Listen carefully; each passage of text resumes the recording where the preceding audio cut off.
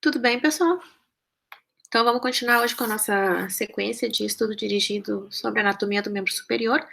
Vou mostrar para vocês falar sobre o antebraço e a mão. E vou falar um pouquinho sobre o cabo axilar e o plexo braquial. Lembrem, tá, que eu vou citar rapidamente, dar algumas orientações para que vocês possam seguir o estudo de vocês. Peguem o livro texto, o atlas, tá? Só reiterando que as figuras que eu coloco geralmente são do Kate Moore, tá? Anatomia orientada para a clínica, e tem algumas ilustrações que eu acabo pegando na internet, porque eu acho que ficam mais claras. Então, nessas ilustrações vai ter o endereço do link para vocês acessarem, tá? Sempre na figura, geralmente vai ter o endereço do link para acesso na figura ou no final da apresentação, tá? Então, eu vou pegar aqui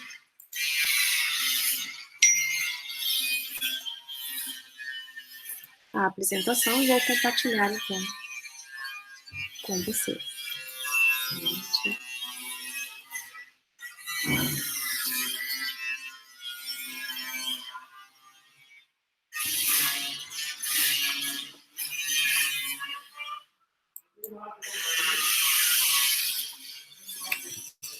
Vou colocar aqui desde o início, então, para você revisar e acabou ficando no final, tá? Então, seguindo aquele roteiro que eu montei para vocês, a gente vai separar por partes, e agora nós estamos no antebraço, né? Vamos para o antebraço e a mão. Faces, face anterior e posterior, função da loja, inervação, tá? Só, inicialmente, como eu sempre faço, resposta à pergunta da semana anterior. Na semana anterior eu tinha colocado o espaço triangular, né, e falei que o conteúdo era artéria subescapular, certo? E aí o pessoal perguntou, a gente tá achando que é a artéria circunflexa da escápula. Sim, é a artéria subescapular via artéria circunflexa da escápula, que é um ramo da artéria subescapular que vai contornar, né, a borda ali da escápula. Então, se vocês imaginarem um espaço triangular bem nessa região que eu estou marcando aqui nessa ilustração, vocês vão ver bem juntinho ali a artéria subescapular e saindo dela a artéria circunflexa da escápula. É claro que se vocês, por exemplo, estiverem respondendo alguma questão de avaliação, né, que fale sobre isso, se nas respostas não tiver, ou tiver a opção artéria subescapular, mas não tiver artéria circunflexa da escápula, a artéria subescapular não vai estar incorreta. Por quê? Porque é um ramo dela, né, no caso, a artéria circunflexa da escápula. Corretamente, que é o mais comum, é a própria circunflexa da escápula e não, né, a subescapular, só para, né, esclarecer para vocês, tá? Aqui, então, as ilustrações da semana passada. Então, vamos lá. Músculos do antebraço, pessoal, loja anterior, então, os músculos anteriores, eles vão ter uma função comum, é claro que tem algumas funções mais específicas, mas tem a função comum que são os flexores pronadores do antebraço. E aí, essa loja ela vai ser inervada por dois nervos, grandes nervos do plexo braquial, o nervo mediano e o nervo ulnar, tá? Então, vocês já sabem função, ação, né, e inervação. Depois nós vamos dividir os músculos do antebraço em 4 compartimentos ou camadas, né, ou grupos, que vão ser o superficial, a intermediária e o profundo. Na camada ou grupo superficial, nós vamos separar 4 músculos, que vão ser o pronador redondo, o flexor radial do carpo, o flexor ulnar do carpo e palmar longo. Lembrando que o palmar longo pode ser inconstante, tá? Para os dois antebraços ou para um antebraço, pode não estar presente. Depois, se nós retirarmos esses músculos, esses 4 músculos superficiais, nós vamos cair na camada intermediária, em que nós vamos ter o flexor superficial dos dedos, né, dos 4 dedos, né, da mão, 4 dedos, né, segundo, terceiro, quarto, 5 dedos da mão. E o tendão do flexor superficial dos dedos tem uma inserção distal na falange média destes dedos, tá? E depois a última camada, a mais profunda, né? Nós vamos ter 3 músculos, o flexor profundo dos dedos, que tem a sua inserção tendínea distal nas falanges distais, tá? Destes 4 dedos também. Sendo que o flexor profundo dos dedos, ele atravessa o tendão do flexor superficial dos dedos, formando quiasma de Camper, tá? E vai se fixar na falange distal. É uma importante referência anatômica. Depois nós vamos ter o flexor longo do polegar, então um músculo específico para a flexão do polegar, e o pronador quadrado, que é específico para a pronação do antebraço, tá? Lembrem, vão lá e deem uma olhadinha na origem proximal e origem distal, ou inserção, né? Origem e inserção, para que vocês tenham uma ideia, mas a gente já diz assim, ó, que esses flexores pronadores, eles têm uma origem em comum, que seria o epicôndilo medial, né? Epicôndilo medial do húmero. Bom, então, seguindo, aqui eu coloquei uma ilustração, que é o do Moore, mostrando a camada superficial, depois vocês podem ver certinho lá no livro, tá? E aqui, a camada intermediária é a camada profunda, então, com os músculos respectivamente, certo? Vamos para os músculos posteriores do antebraço, então eles vão ser os extensores supinadores, e a inervação, assim como no braço, vai ser dada pelo nervo radial, um ramo também do plexo braquial. Tá? Nós vamos dividir estes músculos, então, em grupos por função.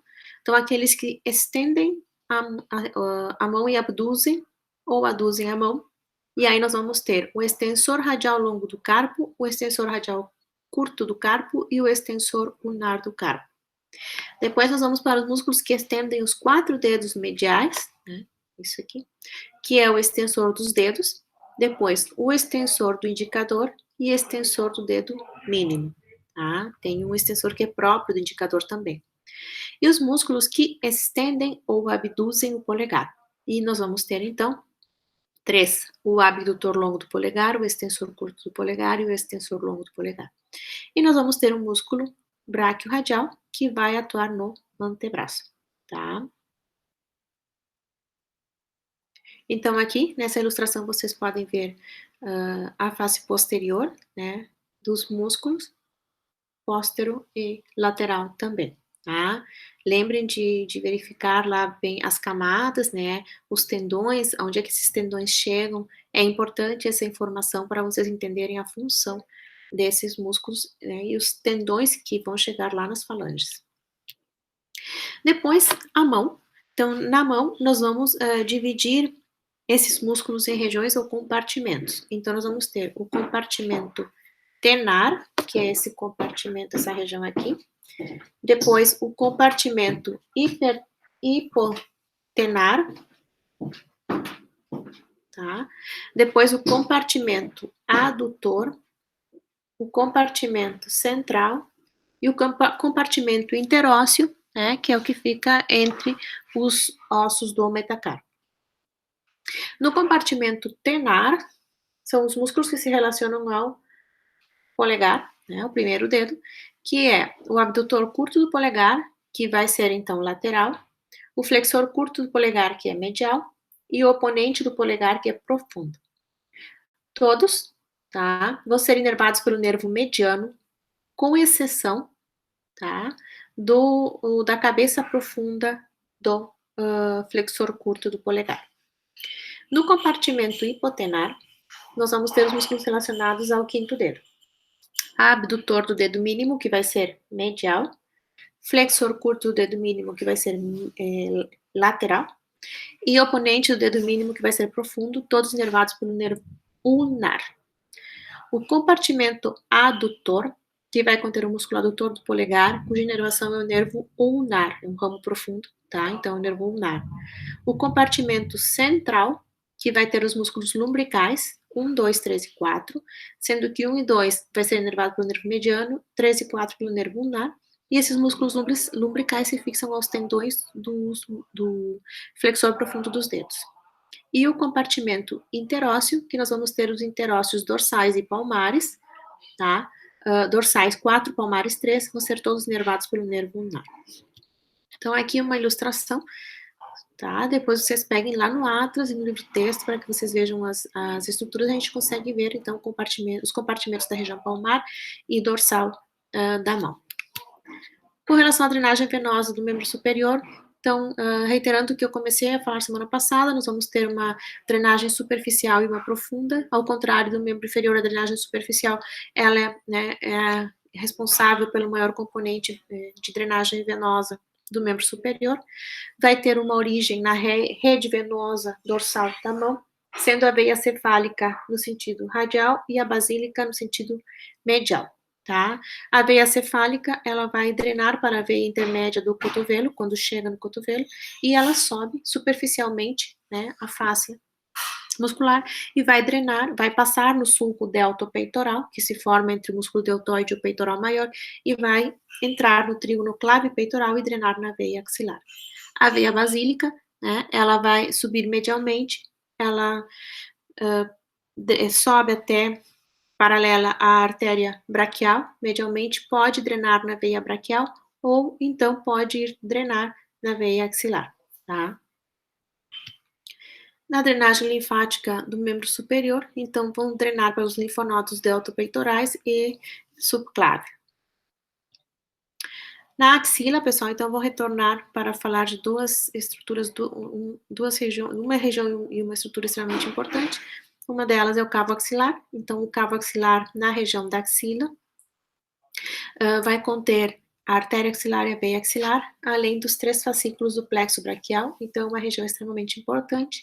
Ela vai ser coberta, né, na parte em que tem pele por pele, tecido celular subcutâneo, gordura, e nas suas paredes, né, nós vamos ter, então, a parede anterior, posterior e medial. A parede medial, então, vai ser o músculo serrátil anterior, a parede anterior, os músculos peitoral maior e menor, e a posterior, o músculo subescapular. E aqui na ilustração vocês podem ver as estruturas, então, que formam, que preenchem o cabo axilar. O plexo braquial, então, que é o principal plexo nervoso do membro superior, que vai dar origem aos nervos responsáveis pela inervação motora e sensitiva deste membro superior. Então, é importante que vocês conheçam a sua formação, né, não somente os nervos que dele se originam.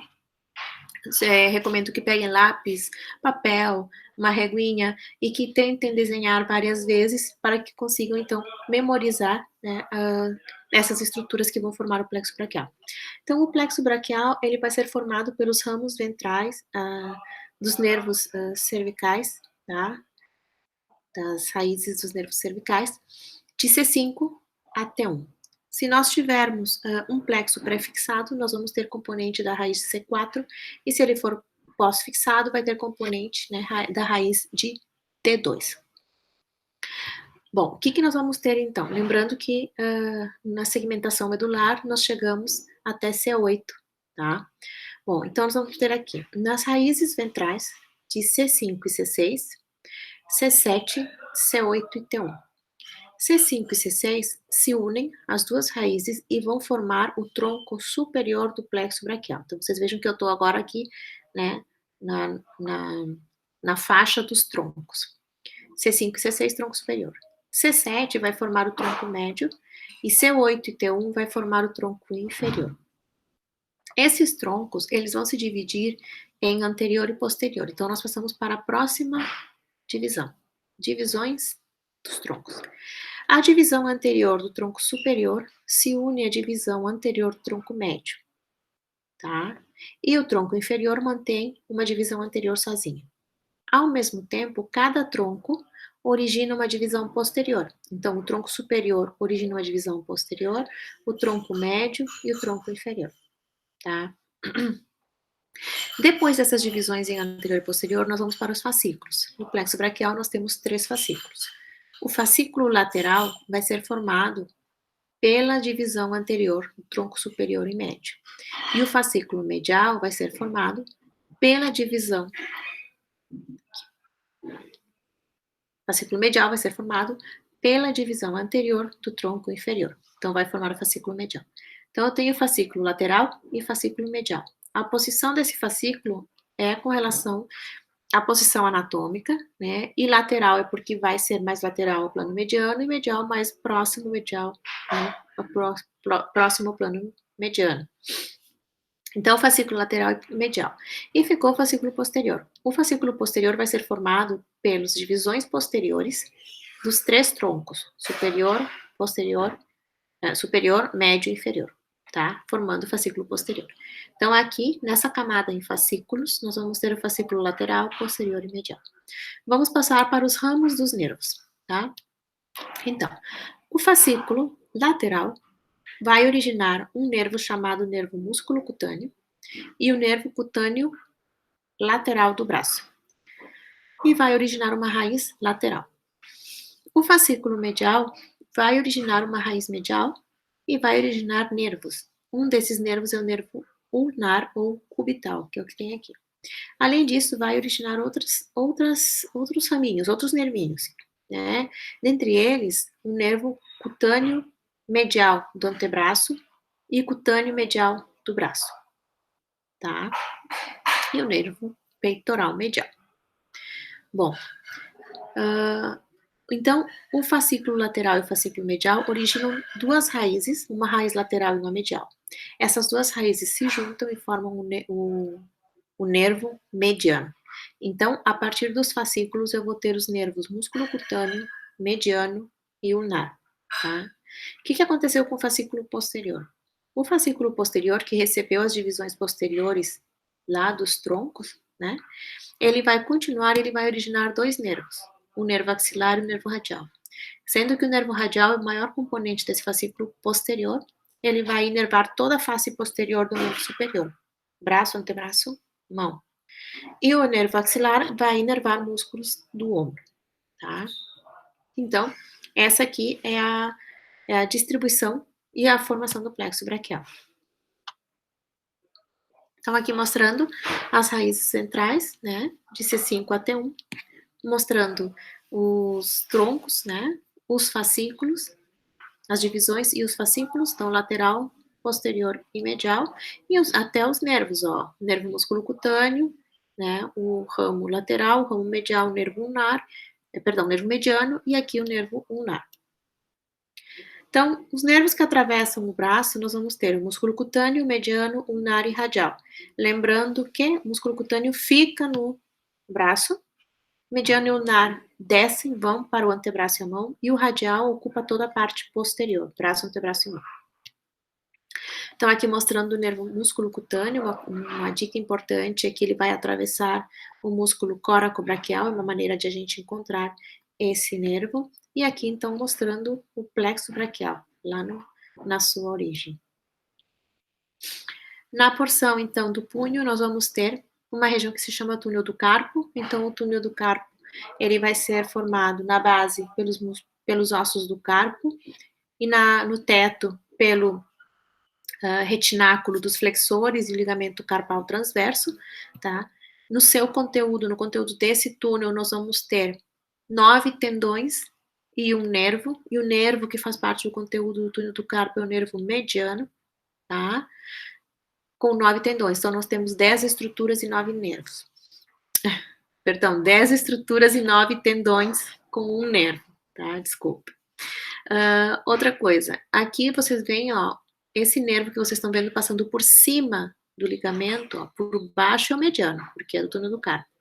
Por cima é o nervo ulnar, ele não faz parte do túnel do carpo, ele tem um túnel próprio, que é um canal ulnar, o canal de Guion, que é esse cantinho que vocês veem aqui, né, formado pelo osso aqui, o ossinho do carpo. E aí ele vai inervar a região, né, medial, quinto dedo e medial do quarto dedo também, tá? Nas compressões do nervo mediano, né, nós vamos ter então a síndrome do túnel do carpo. Depois aqui uma ilustração mostrando a inervação sensitiva, vinda também dos componentes do plexo braquial. E aqui, então, o nervo ulnar, e mostrando aqui, ó, esse raminho que vocês veem, que vai lá perto para o primeiro dedo, é aquele ramo profundo que vai para o músculo adutor do polegar, né, e a cabeça profunda do flexor curto, tá? Para inervar, então, lá os músculos da região adutora e tenar, nervo ulnar. Então é isso, pessoal. Espero que vocês tenham aproveitado, aproveitem as dicas. Agora tem um pouquinho mais de conteúdo, mas assim, acho que vocês vão conseguir se memorizar melhor essas estruturas. E na semana que vem, então, eu vou trazer para vocês os vasos, né, a vascularização de toda a região, desde a formação lá no ombro até a mão, tá bom? Então, até o próximo vídeo. vídeo.